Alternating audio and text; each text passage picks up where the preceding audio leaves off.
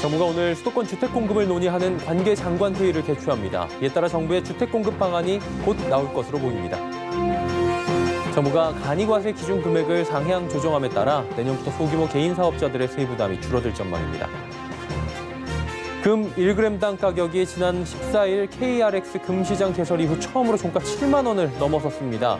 안전자산 선호 심리와 맞물려 상승 중인 금 가격이 어디까지 상승할 수 있을지 관심이 집중됩니다. 서울시가 재건축 규제 완화를 시사하자 일부 강남권 아파트들의 호가가 올라가는 모습을 보입니다. 하지만 시장에선 해당 호가대로 거래되긴 어려울 것이라는 전망이 나옵니다. 센 경제 라이브 시작합니다.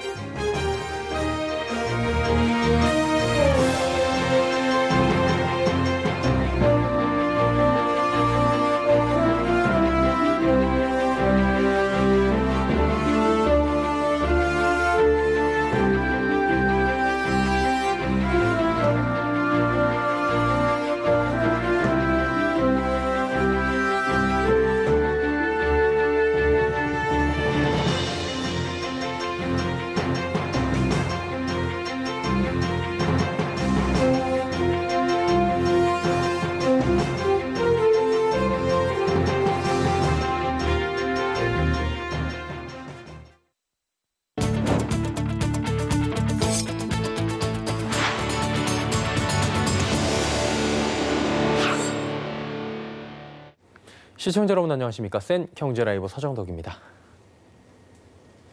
정부가 오늘 수도권 주택 공급을 논의하는 관계 장관 회의를 열고 곧 주택 공급 방안을 내놓겠다고 밝혔습니다. 홍남기 부총리 겸 기획재정부 장관 주재로 열린 녹실 회의에선 김학진 서울시 제2부시장, 이재명 경기도지사, 박남춘 인천시장 등도 참석했습니다. 기획재정부는 수도권 주택 공급 확대를 위한 신규택지 발굴 등 다양한 방안에 대해 의견을 개진했다며 조속한 시일 내 공급 대책 방안을 마련키로 했다고 밝혔습니다.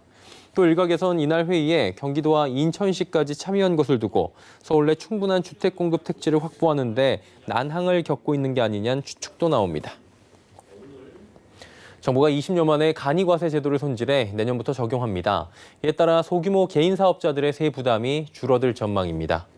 오늘 기획재정부 발표에 따르면 정부는 내년부터 간이과세 기준 금액을 연매출액 4,800만 원에서 8천만 원으로 인상할 방침입니다. 이에 따라 간이과세자는 23만 명이 늘어나고 1인당 평균 117만 원의 세부 부담이 줄어들게 됩니다. 정부는 또 내년부터 중소기업의 특허 조사와 분석 비용에 대해 25%의 세액공제를 적용합니다. 국내에 복귀하는 유통기업에 대한 세금 감면 요건도 완화돼 유턴에 따른 세제 지원 규모가 해외 사업장 생산량 감축 수준에 비례해 결정됩니다. 요즘 금값이 말 그대로 금값이 됐습니다. 국내 금값은 이미 수차례 역대 최고치를 갈아치웠고 국제 금값 역시 역대 최고치에 육박한 상태인데요. 이유 있는 금값의 급등 현상 어떻게 봐야 할지 정순영 기자가 알아봤습니다. 코로나19 사태와 미중 갈등이 금값을 연일 끌어올리면서 21세기 골드러시를 방불케 하고 있습니다. 인류의 금값 역사가 새로운 단계에 접어들었다는 평가도 나왔습니다. 오늘 KRX 금시장에서 거래되는 금 현물의 1g당 가격은 어제보다 1.94% 오른 73,940원에 거래를 마쳤습니다. 2014년 KRX 금시장이 개설된 후 역대 최고치입니다. 금 현물 가격은 지난 14일 처음으로 종가 7만 원을 돌파했고 올해 들어서만 30% 가까이 올랐습니다. 금값이 뛰니 돈이 몰리고 돈이 몰리니 금값이 또 뛰는 에스컬레이터 효과가 나타나고 있는 겁니다. 금값 급등에 힘입어 국내 주요 금펀드의 1년 수익률은 40%를 훌쩍 넘어섰습니다. 보통 안전자산인 금은 위험자산인 주식시장과 반대로 움직이는데 최근 증시에 막대한 유동성이 유입되면서 주식과 금이 같이 오르는 기현상까지 벌어지고 있습니다. 이처럼 금이 역대급 강세를 보이는 것은 안전자산 선호 심리가 가장 큽니다. 코로나19 사태 여파로 경기 침체가 본격화된 데다 미중 갈등이 격화되면서 금 투자 심리가 더욱 거세졌습니다. 앞으로 안전자산 선호 심리와 맞물려 금값 상승은 지속될 것이라는 전망입니다. 전문가들은 하반기 금 가격은 물가 해지 수요를 반영해 역대 최고 수준인 1,900달러를 돌파할 것으로 내다보고 있습니다. 서울경제TV 정순영입니다. 서울 아파트 매매 가격 상승세가 진정되는 모습을 보이고 있습니다. 하지만 서울시가 재건축 규제를 완화할 수 있다는 가능성을 시사해서인지 잠실주공 5단지, 음마아파트계 호가는 올라가는 모습입니다. 또 일부에선 과도한 호가 상승에 상투 잡을 수 있다며 좀 더 지켜봐야 한다는 목소리도 나옵니다. 지혜진 기자입니다. 서울 송파구 잠실주공호단지 전용 76제곱미터의 호가는 현재 최고 24억 7천만 원입니다. 국토교통부 실거래가 공개 시스템에 따르면 지난 6월 한 달간 이 면적은 19억 7,300만 원에서 21억 3,300만 원 사이에 거래됐습니다. 한 달 새 호가를 3억 넘게 올린 겁니다. 서울 강남구 음마아파트도 최고 22억 원까지 부르는 매물이 나와 있습니다. 지난달 17억 9,500만 원에서 19억 7천만 원에 거래됐던 것과 비교하면 2억 원가량 호가가 올랐습니다. 이 일대 공인중개업소에 따르면 일부 집주인이 호가를 높게 올려놨지만 거래 자체가 없는 상황이라고 합니다.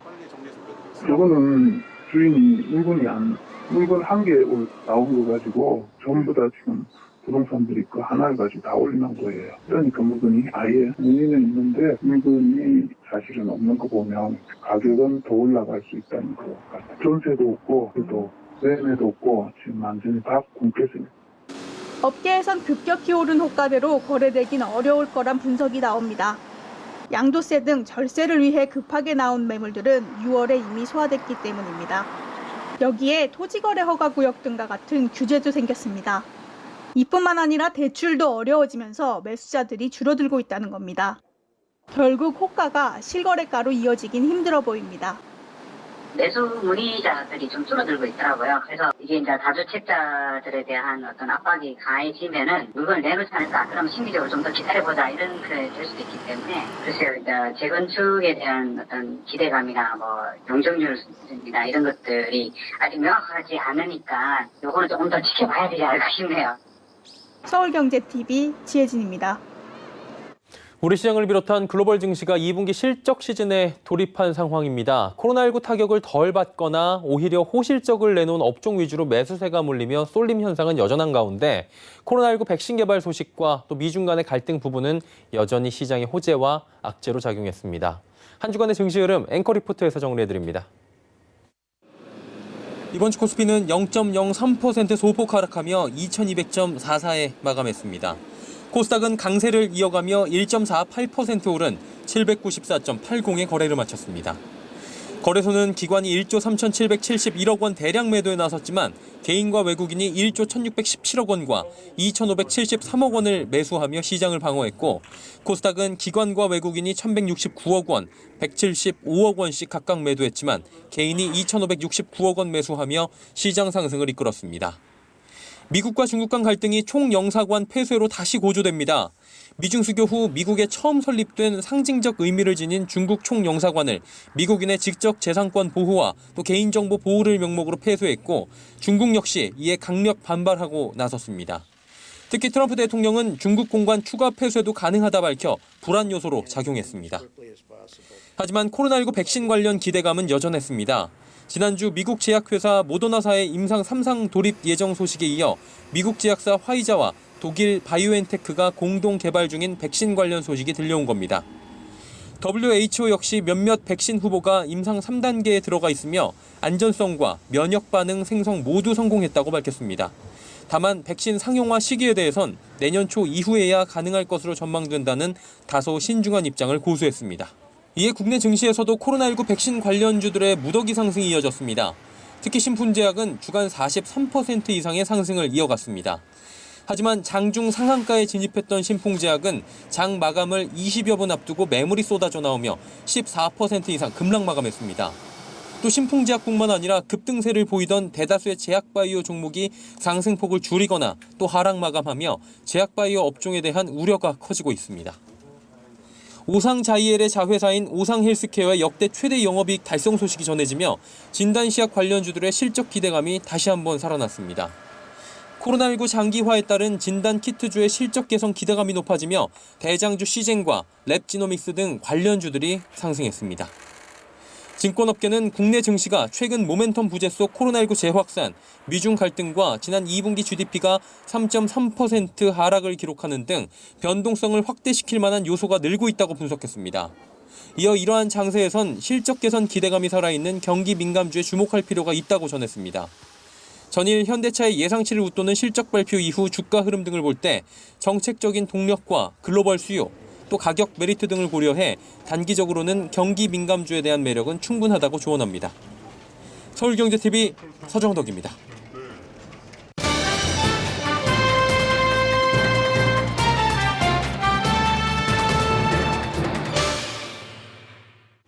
조금 전 전해드렸던 2분기 실적 시즌이 한창인 가운데 글로벌 증시를 상승시킨 기술주가 지금 주춤하고 있는 모습이죠. 그러다 보니 자연스레 경기 민감주에 잠시 눈을 돌려보자라는 이야기도 나오고 있는데 자세한 증시 이야기 그리고 다음 주의 전망 샘플러스 이지환 위원과 이야기 나눠보도록 하겠습니다. 안녕하세요.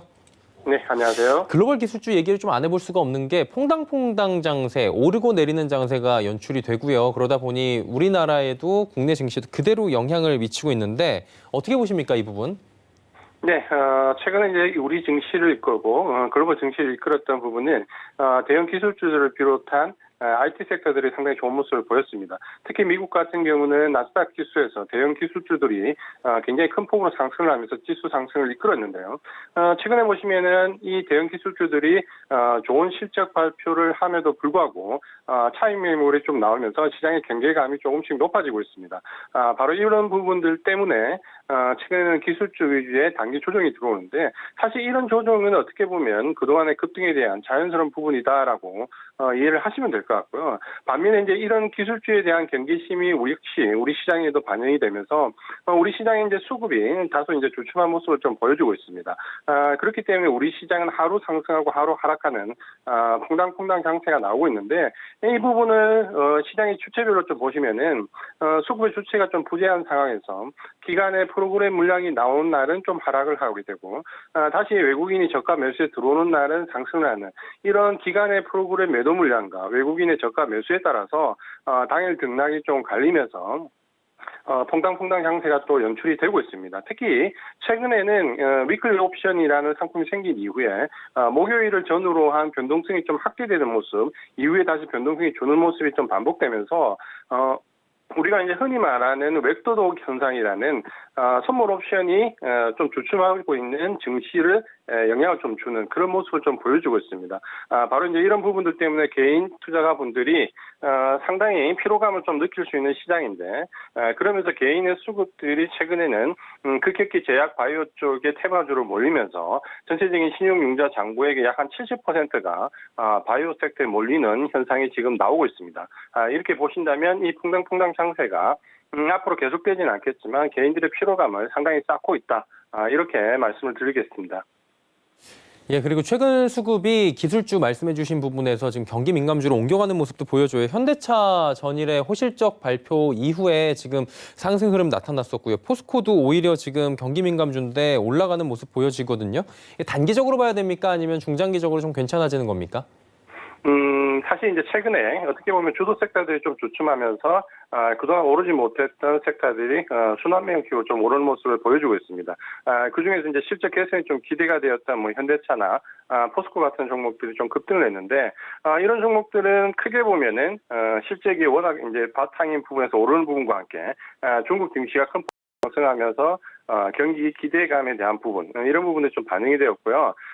최근에는 이제 수급도 단기적으로 기간을 중심으로 해서 주도 섹터가 주춤될 때 좀 몰리는 경향이 있습니다. 그러면서 단기적으로 이런 섹터 철강, 화학, 운송 장비 같은 섹터들이 상당히 상승폭을 키워가고 있는데 하지만 이제 이런 부분들을 좀 중장기적인 관점으로 보기는 조금 어렵고요. 아직까지는 단기적인 관점으로 좀 봐야 된다. 왜냐하면 결국 지금 현재 IT 섹터, 바이오 일부의 조정이 끝나게 되면 결국은 다시 외국인이나 기관 수급이 이런 주도 섹터 쪽으로 좀 몰릴 수밖에 없고요. 그런 지금 현재 주도 섹터들이 좀 쉬어가는 구간에서 이런 섹터들은 좀 순환매적인 성격으로 오르고 있기 때문에 만약 이런 부분들을 좀 추세적인 부분으로 생각해서 너무 길게 가는 관점으로 좀 보신다면 오히려 주도 섹터들이 상승할 때 좀 낭패를 당할 수 있다. 이런 점에서 이런 경기 민감주는 아직까지는 짧은 관점에서 대응을 하자라고 말씀을 드리겠습니다.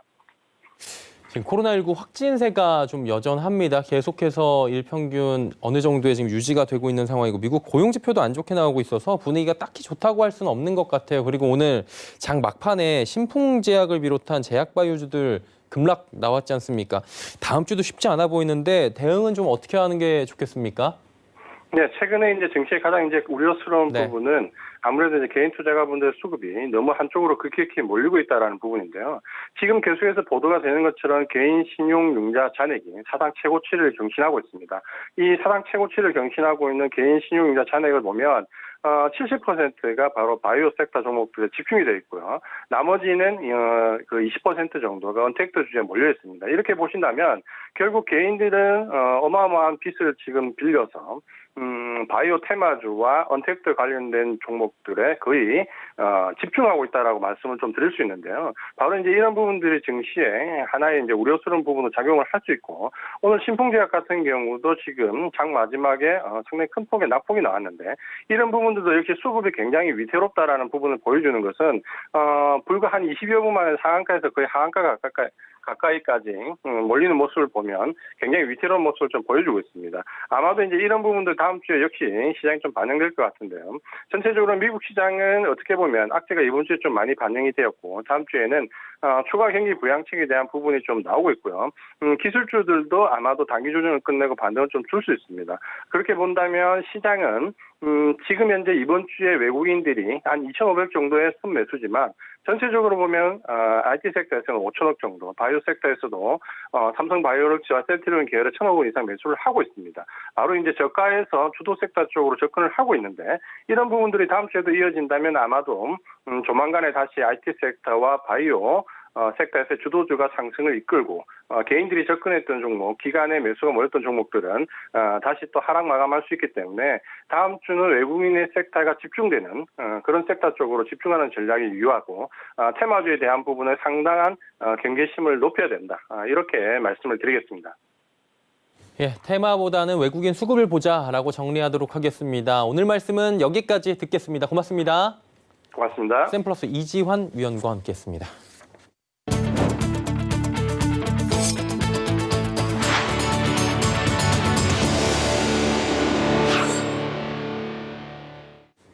정부가 이달 말 농수산물 쿠폰을 시작으로 8대 분야 할인 소비 쿠폰을 순차적으로 지급합니다.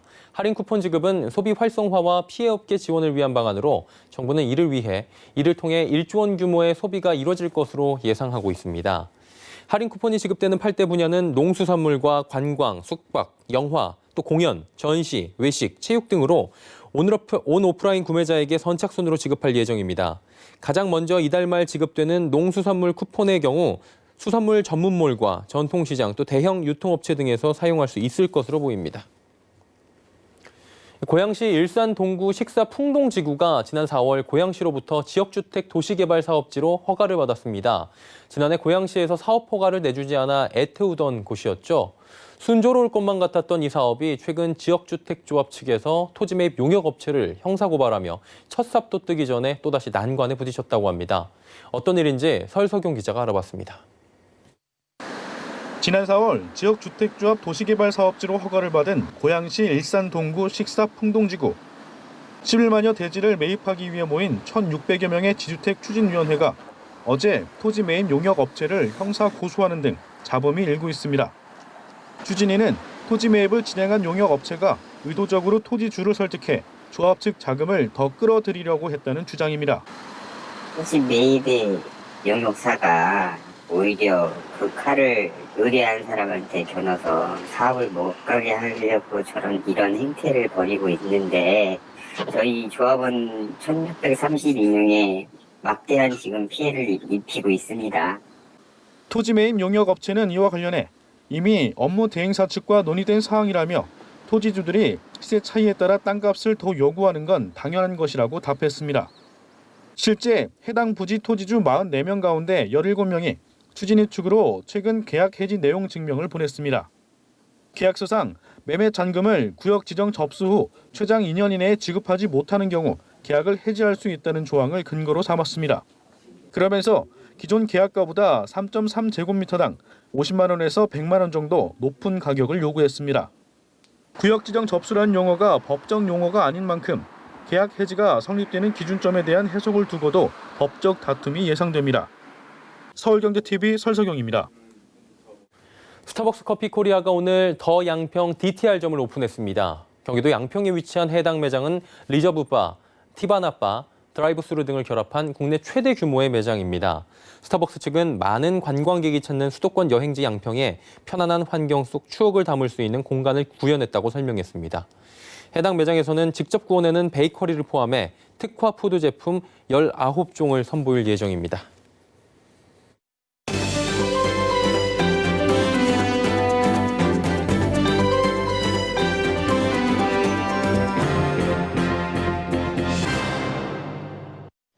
대한골프협회에 따르면 국내 골프 인구는 800만 명에 육박하고 있다고 합니다. 성인 5명 중에 1명은 골프장을 가거나 또 스크린 골프를 즐긴다는 얘기인데요. 특히 최근 여성들과 20, 30대 젊은 층의 유입이 부쩍 늘며 골프는 아재 스포츠다라는 편견도 사라지고 있다고 합니다. 하지만 골프를 즐기는 환경은 여전히 아저씨들의 스포츠에 머물고 있다고 합니다. 남녀노소 누구나 즐길 수 있는 골프 공간으로 새로운 비즈니스 모델을 선보인 기업이 있어 직접 찾아가 봤다고 합니다. 정훈규 기자입니다. 서울 성수동에 위치한 한 스크린 골프장. 들려오는 타구 소리는 스크린 골프장이 분명하지만 타석마다 마련된 바 형태의 좌석과 은은한 조명 등 인테리어는 카페를 연상시킵니다. 한눈에 보기에도 기존 스크린 골프장과 차별화된 이곳은 시스템도 독자 개발한 새로운 시뮬레이터를 적용했습니다. 기존 스크린 골프장은 스크린 골프방과 연습장으로만 이루어져 있습니다. 하지만 저희 더케이 골프의 BGS 2.0은 보통 미국의 트랙맨이라고 하는 프로들이 많이 이용하는 스크린 골프 장비가 있는데요. 그거 이상으로 정확도를 유지하고 있으면서 게임까지도 가능한 최신 제품입니다. 한 장소에서 스크린 골프와 연습이 모두 가능한 셈입니다. 현재까지 스크린 골프장과 스크린 연습장을 하나의 기기로 운영할 수 있는 시스템은 더케이 골프가 유일합니다. 특히 더케이 골프는 스크린 골프 시장의 후발주자인 만큼 각각의 기능을 합치는 데 그치지 않고 성능도 한층 업그레이드했습니다. 우선 연습장 모드는 초당 4,000프레임에 육박하는 초고속 카메라로 임팩트 순간을 생생하게 보여줍니다. 전용 골프공에 찍혀있는 점을 인식해 공의 회전 속도까지 정확히 계산할 수 있어 실제 타구와 같은 공의 궤적을 만들어냅니다. 타석 앞에 마련된 키오스크는 타구 각도와 볼 스피드 등 구질과 관련된 데이터를 이용자에게 제공합니다. 세로로 된 키오스크의 전면은 거울처럼 활용할 수 있어 스윙 연습을 하며 자세를 체크할 수 있습니다. 스크린 골프장 모드는 한국과 중국의 실제 골프장 코스를 제공하는데 중국 장각이나 이집트 피라미드 등 유명 관광지에서 라운딩을 체험할 수 있는 가상 코스가 눈에 띕니다. 특히 업계 최초로 적용한 언리얼4 게임 엔진이 유명 관광지에서 라운딩을 즐기는 가상 체험의 몰입감을 높여줍니다. 언리얼4는 보통 게임 대작들에 사용되는데 이를 스크린 골프에 적용해 나뭇잎 하나하나가 바람에 흔들리는 게 보일 정도로 실사에 가까운 그래픽을 구현했습니다. 특히 고사양 게임 수준의 그래픽뿐 아니라 실제로 게임도 가능합니다. 게임은 퍼터와 아이언 등 클럽별로 재미있게 골프를 연습할 수 있도록 구성됐습니다. 지금 한국 시장의 골퍼 인구가 지금 800만 명을 육박하고 있는데요. 그중에서 초보 골퍼의 비중이 90%입니다. 그러니까 그분들이 연습과 게임을 재미있게 할 수 있도록 저희가 게임형 콘텐츠들을 많이 탑재를 하였습니다. 더케이 골프는 한국보다 중국과 베트남에서 먼저 런칭했습니다. 국내에 더케이 골프 시스템을 선보인 것은 이곳 골프 스타디움이 처음입니다. 골프 스타디움의 허재혁 대표는 건축가이자 최수공 대표의 고교 동창으로 더케이 골프의 새로운 시스템을 활용하는데 최적의 공간을 고안했습니다. 기존의 연습장은 이제 따다닥 붙어 있는 그런 식의 전형적인 연습장이고, 그다음에 스크린 골프방은 이제 룸 타입으로 되어 있는 또 그것도 나름 전형적인 부분들인데, 저희가 이제 K골프의 BGS 시스템을 보면 이제 게임도 되고 연습도 되는 그런 타입이거든요. 그래서 저는 그 중간 단계의 어떤 타입이 있어야 되지 않나라고 생각합니다. 골프 스타디움의 타석은 스크린 골프 방보다 작지만 연습장보다 넓어 두 사람이 올라가 레슨을 진행하기에도 충분합니다. 또 기존 스크린 골프장과 달리 뒷공간이 오픈돼 있고 칸막이 변형이 가능해 파티나 다양한 모임도 가능한 공간으로 설계했습니다. 게임이라고 하는 것, 또 연습이라고 하는 것은 혼자서 할 수도 있지만 연인이나 친구들이나 동료들이 와서 할 수도 있고, 그다음에 단체 경기도 할 수 있다는 거죠. 저희 회사 이름, 그러니까 저희 매장 이름은 골프 스타디움이라고 되어 있는데 단체 경기가 가능하도록 타석과 타석 사이의 벽을 열 수 있도록 그렇게 계획이 되어 있습니다. 골프 스타디움은 성수동 1호점을 시작으로 프랜차이즈 사업으로 확장해 나갈 계획입니다. 이와 함께 더 K골프는 기존 중국과 베트남에 이어 미국과 유럽 지역 등에도 시뮬레이터를 수출해 스크린 골프의 한류를 일으키겠다는 포부입니다. 지금 현재 글로벌 시장에서 K팝, K뷰티와 같은 K브랜드가 지금 큰 인기를 끌고 있는데요. 저희도 3년 전부터 K스크린 골프를 전 세계에 알리고 싶어서 저희가 만들기 시작했고요. 지금은 미국, 헝가리, 터키, 말레이시아, 인도 등지에서 계속 연락이 오고 있고 곧 수출로 이어질 수 있을 것 같습니다. 더 K골프는 국내 점유율 확대를 위해 국내 스크린 골프장 사업자나 예비 창업자들에게 한정 수량 할인 판매 이벤트도 진행하고 있습니다. 서울경제TV 정은규입니다. 센 경제라이브 저희가 준비한 소식은 여기까지입니다. 편안한 주말 보내시길 바랍니다. 고맙습니다.